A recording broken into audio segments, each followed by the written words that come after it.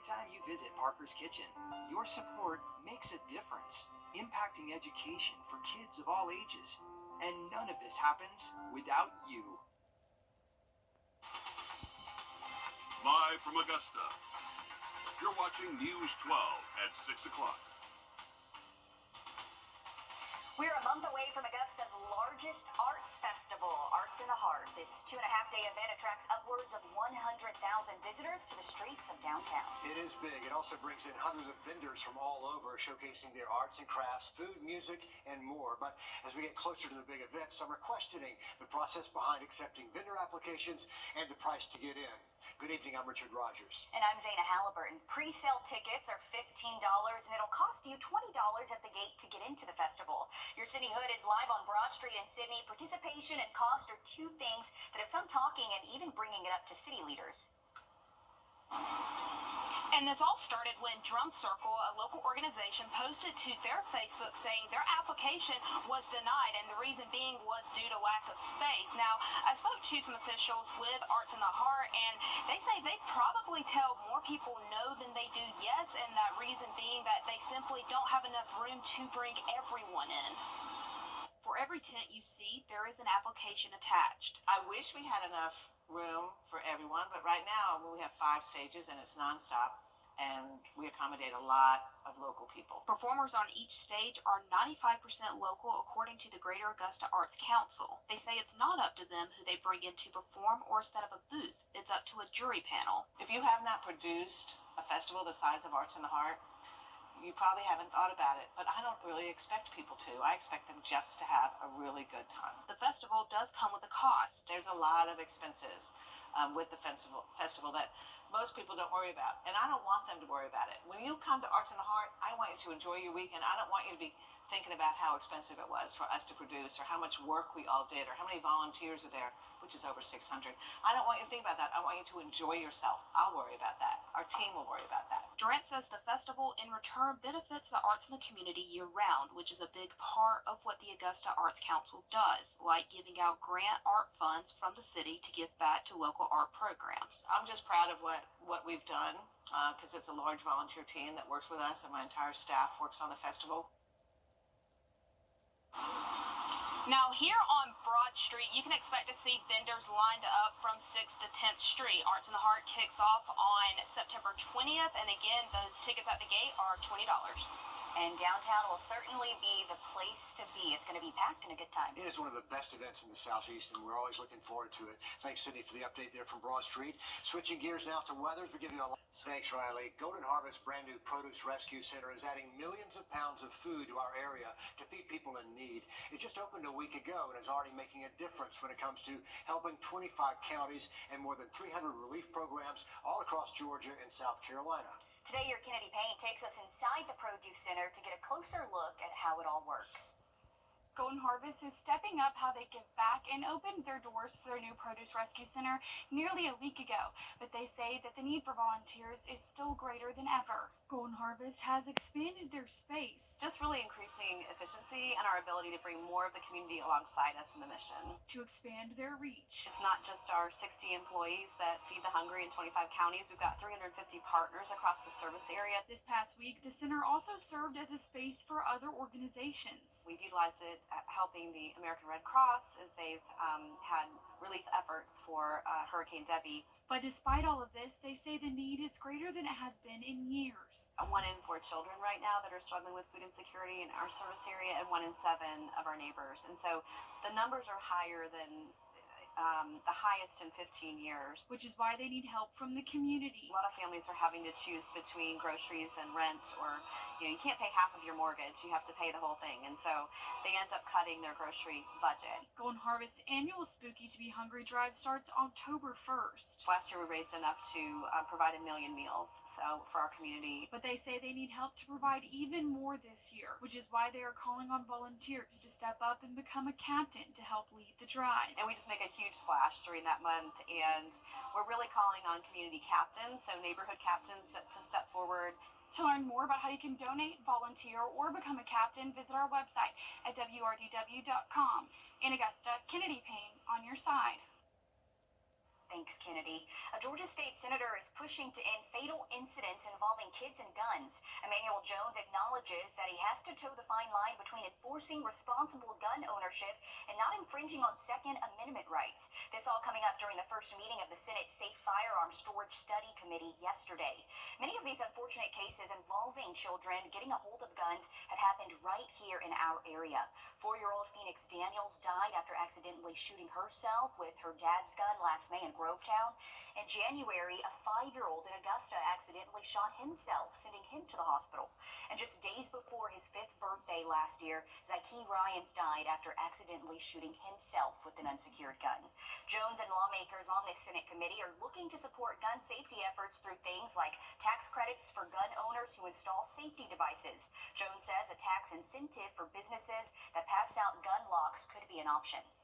Also tonight, local doctors say hereditary cancer and genetic testing in our area is going up by 15 to 20%. Annual screenings are vital when it comes to identifying, treating, and preventing cancer, but one doctor at the Georgia Cancer Center says it's even more important to make sure you're aware of any genetic mutations already in your body because of your family history. And their clinic is seeing more hereditary cancer patients, so much so they're on track to top 1,000 patients this year. And the first bucket is what we really focus on here in this clinic, which is basically identify risk, screen to find cancers early, act where we have ways to do so, to act to eradicate risk, like risk-reducing surgeries. Coming up tonight on News 12 at 11, your Hallie Turner gives us an in-depth look at this process and how it's helping save lives from a future diagnosis. It's been a little more than 2 weeks since Hurricane Debbie swept through Florida and then hit Georgia and the Carolinas as a tropical storm. Well, we got nearly a foot of rain in some of our southern counties. Places along the coast like Savannah got hit the hardest. And Augusta became a hub for relief organizations to ship out those supplies in the aftermath of the storm. Now Augusta volunteers are heading south as well, helping with those recovery efforts. Your Audrey Dickherber spoke with one of these volunteers about what they're doing to help. It's been more than a few weeks, but people are still feeling the impact like it was yesterday. I know that we have a couple of Augusta people that are in the Savannah area right now, and what they are doing, disaster assessment, so literally driving down all the streets, looking at the houses, seeing what houses have been damaged or destroyed, so that we can help them recover. Since Tropical Storm Debbie, more than 500 volunteers have passed through Augusta to go help along the coast, passing out meals, cleanup kits, and more. Frank lives in Augusta and got to Savannah last night. Incredible items for those affected by the flooding. In excess of 200 households have been affected by the flooding here. Red Cross volunteers are here now doing intake, meeting with the people that have the greatest need. He is also helping assess damage. The Red Cross says at least 420 homes have been damaged or destroyed overall, but that number could increase. Given us a list of people that have destroyed houses or major damaged houses, and they're the ones that we're immediately helping. But what we're discovering is that there's a lot more flooding here than we knew, and we're trying to assist and help them every single way. So what we've seen is just amazing damage from the floods. Augusta was ready for any sort of impact here at home, but stepped up where the impact was greater. There's still water in some of the streets, but you can't imagine. It's not good. Not good. Most of them did not have flood insurance, so homeowners insurance doesn't cover it. Helping anywhere he can and encouraging others to also. At this point, we would love for people to volunteer to be prepared for the next disaster that comes, because we know it's going to be a very intense disaster season this year. In Augusta, Audrey Dickherber on your side. NOAA says 2024 could be one of the busiest hurricane seasons on record, something to be aware of specifically with the peak of the season being August through October. If you want to volunteer to help with disaster relief through the Red Cross, we'll have more information on our website. Well, our nice weather pattern sticking around through the weekend. High temperatures remaining below 90, but I think you're really going to like our morning temps. We'll have a look at that forecast coming up. And later, making sure everybody has access to the medical equipment they need. Still ahead, how one nonprofit is expanding its reach far beyond this area. Time and Temp, brought to you by your First Alert weather team. Once we get past the weekend, it does start to get warm again. Those 90s making a return by Monday. Thanks, Riley. a nonprofit organization centered around reaching the world one soul at a time. Sons of Consolation Ministries works with people in nursing homes, prisons, kids, and those with disabilities. Today I got to tour their facility in Augusta to see how they're finding solutions and getting people the medical equipment they need. This is God's ministry, so if it hadn't been for him, then none of it would have happened. Donald Cummings started Sons of Consolation Ministries after being in the military and battling PTSD. I had recently, at the age of 38, just come to Christ, and because of that, it made me look at the world completely differently. And as a result of that, we started doing this to be the hands and feet of Christ in the community. They started a nursing home and prison ministry. They soon saw a need for wheelchairs from the people they met in those facilities, leading them to form a wheelchair ministry. We received so much equipment, and the equipment was in such a state of disrepair that we decided that we needed to start fixing it. And then we had such an abundance that instead of just meeting the needs of the people that we were caring for in the nursing home and prison, we started giving it away locally and internationally as well. Cummings says just this year alone, they've already sent 4 different shipments overseas, with a large one set for next month. And it's not just wheelchairs they refurbish and repair, it's medical equipment in general. Financial support is always appreciated, and also equipment. Our expenses are actually really tiny for the amount of work that we do. And one of the biggest reasons for that is because we fix wheelchairs using other wheelchairs. He says they would not be able to do this without volunteers. Volunteers like Steve Williams, who says this brings people together. We like to work with our hands, and we've all got a Christians by nature and serving heart. Williams says the process is not always easy, but the outcome is worth it. Some of these really take some work, but they look brand new when we're finished. It's been a great opportunity for us to be able to serve and feel like we're making a difference. And what a great thing they're doing. And I want to point out that clip you just saw, all of the flags hanging up. Right. Those are the countries that they have actually shipped the medical equipment to. There's over 15 countries. That's impressive. It is. And mind you, they're shipping these medical equipment more than once to the countries. So, I mean, certainly helping a lot of people. They work with free clinics, rehab facilities, hospitals, medical prisons, locally, and again, all over the world to get people the equipment they need. And we know shipping equipment cannot be cheap. I know they have their expenses. If you'd like to volunteer, if you'd like to donate money or medical equipment, we have that information for you on the website. You don't have to have any special skills to volunteer. They say they'll teach you how to do it. And it looked hard at first. I had to ask them. They said, no, just come and help, and we will show you what to do. But certainly these men were experts. They knew what they were doing. That's a great organization. Okay, we all know just how expensive baby formula can be, and that's why the Augusta Partnership for Children is giving it away every Wednesday this month. Today was another chance for parents and family to get free cans while those supplies last. If you missed out today, your last chance is coming up next Wednesday. That'll be the 28th from 9 in the morning until noon at the Augusta Partnership for Children over on Telfair Street.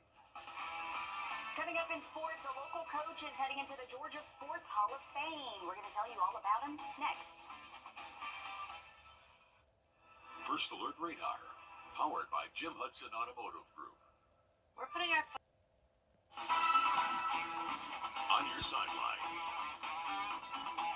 Well, I'm sure you've seen the news around town. We got it straight from the Georgia Sports Hall of Fame today. Legendary local baseball coach Terry Holder will be inducted as part of the class of 2025. Holder will be one of 8 individuals whose contributions to Georgia sports fit that of Hall of Fame status. Coach spent time at Greenbrier, Evans, and Thompson. He was the first coach in the state to reach 500 wins. Holder won more than 15 region championships. Back in 1989 and 1990, he led Evans to 61 consecutive wins. Coach Holder will be inducted in February. Okay, Grovetown softball shattered their own history books last season. This year, they want to rewrite the book entirely. They set a record high 27 wins last season. They went on to the state Elite 8 for the first time. They've now won 7 games in a row. The Warriors sit atop of their region in 6A, plus a state and national ranking in the top 15 doesn't hurt either. We lost 8 seniors.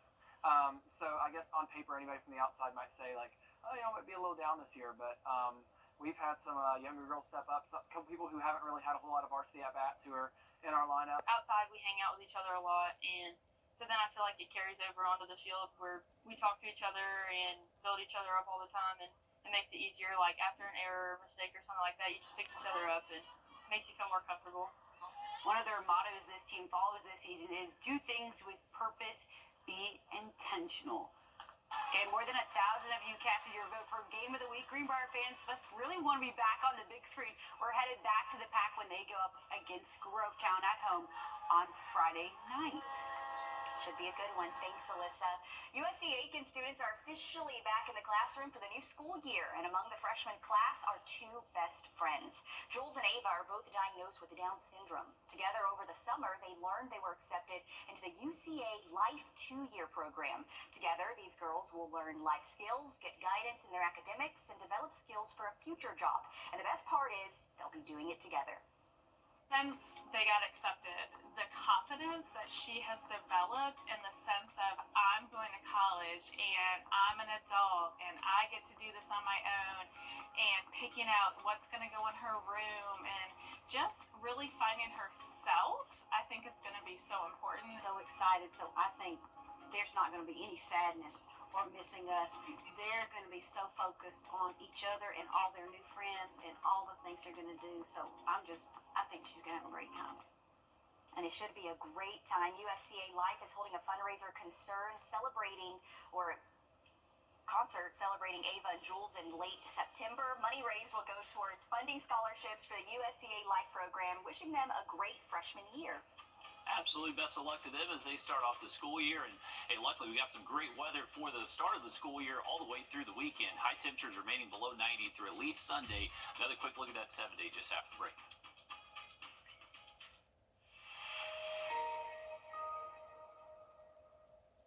Refresh your space. Welcome back, folks. Remember, our weather pattern is not going to change too much over the next couple of days. We're going to keep our morning temps in the mid-60s heading into tomorrow. Those afternoon highs should remain in the mid-80s, all thanks to high pressure just remaining north of us, keeping that wind direction generally out of the northeast, and thankfully keeping our temperatures below average as we're closing out the last couple of weeks of August. Now, once we get into the weekend, it does start to warm up a little bit more. We're starting to see our highs into the upper 80s, but should keep our morning low temps at least into the mid-60s through the weekend.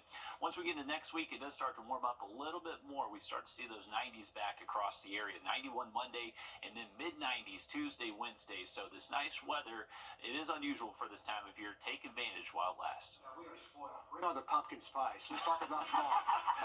Our next live update comes at the top of the hour over on 26 News. I'm ready for the bonfires and the s'mores. Right? All right, we'll see you back on News 12 at 11 as well.